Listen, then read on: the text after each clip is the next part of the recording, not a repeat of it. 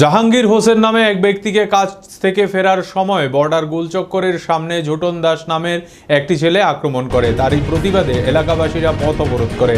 এলাকাবাসীর বক্তব্য, ঝুটন দাস নামে ছেলেটি প্রায় দিন এলাকাতে উৎপাত করে, লোকদের মারধর করে। সন্ধ্যা 8টার পর ঝুটন দাস নাকি নেশাগ্রস্ত অবস্থায় রাস্তার মধ্যে হাতে পিস্তল রেখে লোকেদের ভয় দেখায়, মারধর করে। সেই ঝুটন দাসের নামে এর আগেও থানায় অনেক অভিযোগ করা আছে, কিন্তু পুলিশ কোনো পদক্ষেপ নেয়নি। তার অত্যাচারে এলাকাবাসীরা অতিষ্ঠ হয়ে আছে। এলাকাবাসীর দাবি, ঝুটন দাসকে যেন এলাকা থেকে বিতাড়িত করা হয়। তাদের দাবি, যদি প্রশাসন না মানে তাহলে পথ ছাড়বে না। অবশেষে পুলিশের আশ্বাস পেয়ে রাস্তা অবরোধ তুলে নেয় বর্ডার গোলচক্করের এলাকাবাসীরা।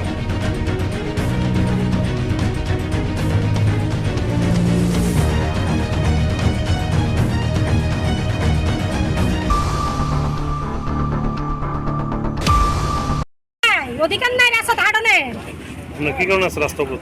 আরে আমার এক ভাইয়ের মাইরা দিছে, তার মাথা ফাড়াই দিছে। রাস্তার মধ্যে বাড়িতে না 8টার পরে নেশাগ্রস্ত অবস্থায় রাস্তা থাকবো, থাকে হেরে মারবো কেউ বাড়িতে পারে না। আমার বাড়ি এনে কাছে পিস্তল নিয়ে রাখবো সবসময়, রড নিয়ে রাখবো হাতে সবসময়।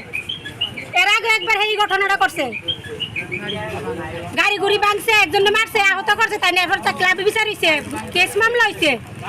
তখন তো হয়েছে যে হেরা দ্বিতীয়বার নেক্সট এমন করলে বহিষ্কার করে বা এরিয়ার থেকে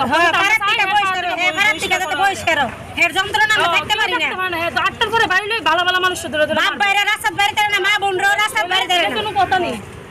এর কাছে পিস্তল আছে। আমার রাতে বেলা সে ফোন করে সে ববদ্ধি করে বকর সকর দুনিয়ার রাতে বেলা ফোন করছে আমার 1টা 2টার সময় ফোন করে সেটা আমাকে তুই গীতা পাইছো শুধু আমি তোমার গীতা করলাম, তুমি আমার কথা লাগে অফার করে দিনের বেলা রাস্তা দেয়া জানে, রাত্রে বেলা নেশা কইরা রাস্তার মধ্যে বেরিব। এর মধ্যে রড লিয়ে রাখবো, ছুরি লিয়ে রাখবো, এটা লিয়ে রাখবো, পিস্তল আছে।